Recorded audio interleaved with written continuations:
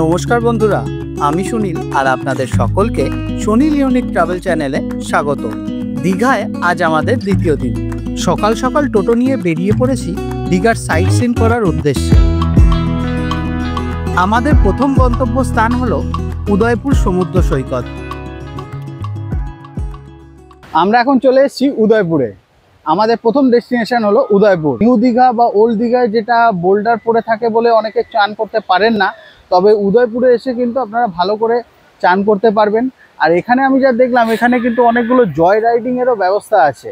তো আমি সেরকম প্রিপারেশন নিয়ে আসিনি বলেই আমি এই রাইডগুলো করতে পারলাম না। তবে সেরকম প্রিপারেশন যদি নিয়ে আসতাম, মানে এক্সট্রা জামা কাপড় যদি নিয়ে আসতাম, তো অবভিয়াসলি আমি এখানে কিন্তু রাইডগুলো চড়ে দেখতাম। এই উদয়পুর সমুদ্র সৈকত পশ্চিমবঙ্গ এবং উড়িষ্যার বর্ডারে অবস্থিত। এখনও পর্যন্ত যারা যারা আমার দীঘা ভ্রমণের প্রথম পর্বটি দেখেননি, তাদের জন্য ভিডিওর ডেসক্রিপশন বক্সে লিংক দিয়ে রেখেছি, আপনারা চাইলে দেখে নিতে পারেন। আমি কোন ট্রেনে এসেছি, কোন হোটেলে উঠেছি, সমস্ত রকম ইনফরমেশন শেয়ার করেছি আমার আগের ভিডিওতে।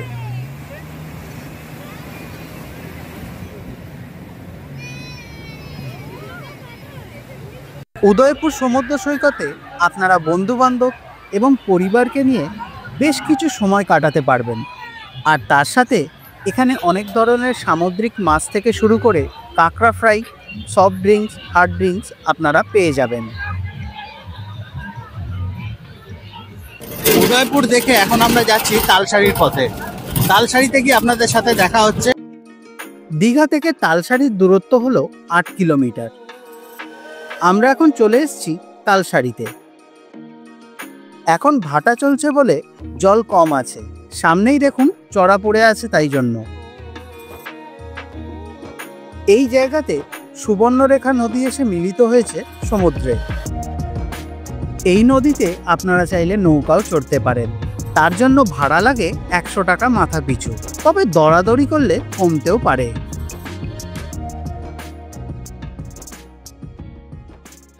আমাদের পরবর্তী গন্তব্যস্থান হলো চন্দনেশ্বর মন্দির, যা দীঘা থেকে 6 কিলোমিটার দূরে অবস্থিত। আমরা এখন চলে এসেছি চন্দনেশ্বর মন্দিরে। আমার পিছনেই দেখতে পাচ্ছেন বাবা চন্দনেশ্বর মন্দির। চন্দনেশ্বর মন্দির দর্শন করতে এবং পুজো দেওয়ার জন্য আপনাদের এখানে টোকেন নিতে হবে। দর্শনের জন্য 50 টাকা আর পুজো দেওয়ার জন্য 100 টাকা। প্রসাদ এর মধ্যেই ধরা আছে। মন্দিরে প্রবেশ করতেই ডান দিকে আছে দুধ পুকুর।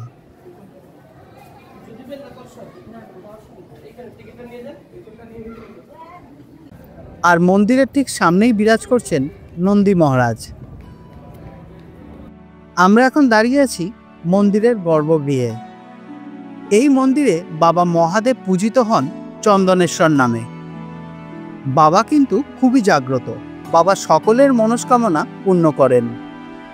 দীঘার এই চন্দনেশ্বর মন্দিরের একটি ডিটেলিং ভিডিও আলাদা করে আমি আপনাদের জন্য নিয়ে আসবো খুব তাড়াতাড়ি, যার মধ্যে চন্দনেশ্বর মন্দিরের অনেক তথ্য ও ইনফরমেশন দেয়া থাকবে।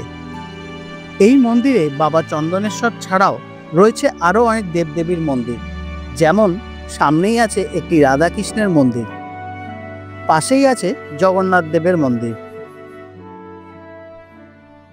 ভিডিওটি যদি আপনাদের ভালো লেগে থাকে, চ্যানেলটি সাবস্ক্রাইব করে নেবেন, পাশে রাখা বেল আইকনটিকে প্রেস করে দেবেন, আর লাইক, কমেন্ট, শেয়ার করতে কিন্তু ভুলবেন না। এখন আমরা চলে এসেছি দীঘার সায়েন্স সিটি ঘুরে দেখার জন্য।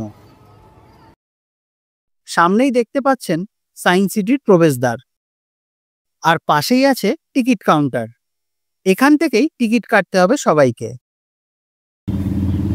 আমরা যেহেতু 3 জন আছি, সেহেতু আমাদের টিকিট পড়লো হচ্ছে 40 টাকা করে, 3টের টিকিট 120 টাকা।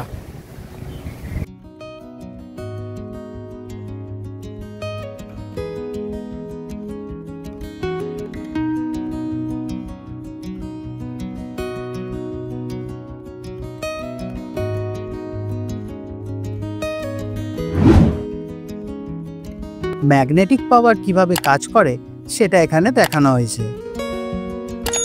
বাচ্চাদের জন্য এখানে একটি ভার্চুয়াল গেম জোন করা আছে। অনেকগুলি ছবির মাধ্যমে এখানে একটি বিশেষ ছবি নির্মাণ করা হয়েছে। এখানে একটি ছবি রাখা আছে যা খালি চোখে দেখলে কিছু বোঝা যায় না, কিন্তু নির্দিষ্ট গ্লাসের মাধ্যমে দেখলে তা স্পষ্টভাবে বোঝা যায়।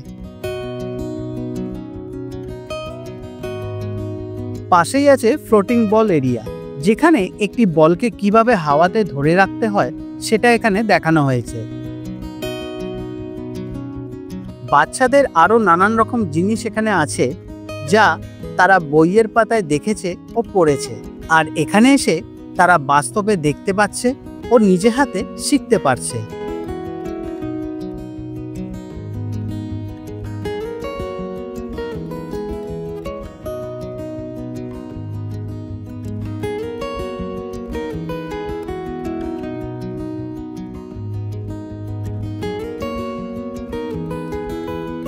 সায়েন্স সিটির বাইরের অংশটাও আপনারা ঘুরে দেখে নিতে পারেন।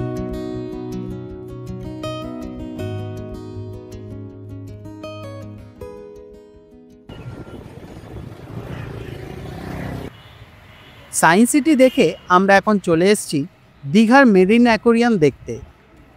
মিউজিয়ামটির বাইরেই রাখা আছে একটি বিশাল বড় তিমি মাছের কঙ্কাল, যা 2012 সালে দীঘার সমুদ্র সৈকত থেকে উদ্ধার করা হয়েছিল। আমরা এখন প্রবেশ করছি দীঘার মেরিন অ্যাকোরিয়ামে। এই মিউজিয়ামে আপনারা নানান রকম সামুদ্রিক মাছ ও প্রাণী দেখতে পাবেন, যা সাধারণত দেখা যায় না। ভিডিওটি যদি আপনাদের ভালো লেগে থাকে চ্যানেলটি সাবস্ক্রাইব করে নেবেন, পাশে থাকা বেল আইকনটিকে প্রেস করে দেবেন, আর লাইক কমেন্ট শেয়ার করতে কিন্তু ভুলবেন না। আমি যে ভাইটির টোটোতে করে দীঘা ভ্রমণ করছি তার ফোন নাম্বারটা ভিডিও ডেসক্রিপশন বক্সে দিয়ে রাখলাম, আপনারা চাইলে ওর সাথে যোগাযোগ করে নিতে পারেন। দীঘা ভ্রমণ নিয়ে আপনাদের যদি কোনো প্রশ্ন বা ইনকোয়ারি থাকে আপনারা কমেন্ট করে আমাকে জিজ্ঞেস করতে পারেন, আমি তার উত্তর দেওয়ার চেষ্টা করব। সুন্দরবনের মানুষদের জীবনযাপনকে তুলে ধরা হয়েছে এখানে। প্রবেশ করেই সামনে দেখতে পেলাম সুন্দরবনের রয়্যাল বেঙ্গল টাইগার। পাশেই দেখতে পাচ্ছি জেলেরা মাছ ধরতে ব্যস্ত, আর পাশেই শুয়ে আছে কুমির। এই দৃশ্য দেখে আমার একটা কথা মনে পড়ে গেল, ডাঙায় বাঘ আর জলে কুমির। এই নিয়ে সুন্দরবনের মানুষজন বসবাস করেন। আমাদের পরবর্তী গন্তব্য স্থান হলো শঙ্করপুর সমুদ্র সৈকত। এই শঙ্করপুর সমুদ্র সৈকতকে একসময় খুব সুন্দর করে সাজানো হয়েছিল পর্যটকদের জন্য। দীঘার মতো এখানেও বসার জায়গা করা আছে, যেখানে বসে আপনারা আপনাদের প্রিয় মানুষের সাথে অনেকটা সময় কাটাতে পারবেন। এখানে কেনাকাটা করার জন্য অনেক দোকানও আপনারা পেয়ে যাবেন। এবার আমরা যাচ্ছি ন্যায় কালীমাতা মন্দির দর্শন করতে। ওই যে দূরে দেখা যাচ্ছে দেখুন, এটা হলো মন্দিরের প্রবেশদ্বার। এখান থেকেই প্রবেশ করতে হবে আপনাদের। আর সামনেই বোর্ডে লেখা আছে ন্যায় কালী মন্দির। মন্দিরের সামনের অংশটি খুব সুন্দর করে সাজানো হয়েছে। সামনেই দেখতে পাচ্ছেন ন্যায় কালী মাতা মন্দির। মন্দির প্রাঙ্গণে আছে একটি অফিস ঘর, যেখান থেকে আপনারা মায়ের ভোগ এবং পুজো দেওয়ার সমস্ত সামগ্রী পেয়ে যাবেন। এবার চলুন প্রবেশ করা যাক মন্দিরের ভিতরে। এখানকার মানুষদের সাথে কথা বলে জানতে পারি এক ব্রাহ্মণ সন্তান মায়ের স্বপ্নাদেশ পেয়ে মাকে এই স্থানে প্রতিষ্ঠা করেন। অন্যান্য কালী মূর্তি থেকে এই মন্দিরের মায়ের বিগ্রহটি সম্পূর্ণ আলাদা। এই মন্দিরে মা বিরাজ করছেন সিংহের ওপর, আর সিংহের নিচে আছে একটি মোষ। মা কিন্তু খুবই জাগ্রত, সবার মনস্কামনা পূর্ণ করেন। মন্দিরের ঠিক পাশেই আছে একটি বটগাছ, আর সেই বটগাছের নিচে ধ্যানমগ্ন অবস্থায় রয়েছেন দেবাদিদেব মহাদেব। গাছের মধ্যে দেখতে পেলাম একটা বড় মৌচাক, ওই যে দেখা যাচ্ছে দেখুন। মন্দিরটা কিন্তু খুবই সুন্দর মন্দির। এই মন্দিরটা আগে পুরনো ছিল, এটাকে রিনোভেট করা হয়েছে। রিনোভেট করে এত সুন্দর করে সাজানো হয়েছে মন্দিরটা। আপনারা এখানে আসবেন, এসে মন্দিরটা দেখবেন। আর যারা পুজো দিতে চান, সামনে তো পুজো দেওয়ার সামগ্রী পাওয়াই যাচ্ছে, ওখান থেকে পুজো দেওয়ার সামগ্রী নিয়ে আপনারা ঠাকুরের কাছে পুজো দিতে পারেন। এবার আমাদের পরবর্তী গন্তব্যস্থান হলো দীঘার মোহনা। দীঘা থেকে যার দূরত্ব মাত্র 3 কিলোমিটার। দীঘার মোহনা দেখতে এলে এখানকার মাছের বাজার ঘুরে দেখতে কিন্তু ভুলবেন না। নানান রকম সামুদ্রিক মাছ আপনারা এখানে পেয়ে যাবেন। আর যারা শুটকি মাছ খেতে ভালোবাসেন তারা এখানে অনেক ধরনের শুটকি মাছও পেয়ে যাবেন। তোমার কেমন লাগছে ঘুরতে? ভালো। ভালো। এই স্থানে চম্পা নদী এসে মিলিত হয়েছে বঙ্গোপসাগরে। পরিবার, বন্ধুবান্ধব ও প্রিয় মানুষের সাথে বেশ কিছু ভালো সময় কাটাতে চলে আসুন দীঘার সমুদ্র সৈকতে। দীঘায় আরও অনেক ঘোরার জায়গা আছে যা একটা ভিডিওতে দেখানো সম্ভব না। তাহলে আপনারা কবে আসছেন দীঘা ঘুরতে কমেন্ট করে জানাবেন কিন্তু। আর ভিডিওটি যদি আপনাদের ভালো লেগে থাকে চ্যানেলটি সাবস্ক্রাইব করে নেবেন, পাশে থাকা বেল আইকনটিকে প্রেস করে দেবেন, আর লাইক কমেন্ট শেয়ার করতে কিন্তু ভুলবেন না। ভিডিওটি তাহলে আজ এখানেই শেষ করছি। খুব তাড়াতাড়ি দেখা হবে আরেকটি নতুন ভিডিওতে। সবাই ভালো থাকবেন, সুস্থ থাকবেন, সবাইকে ভালো রাখবেন। নমস্কার।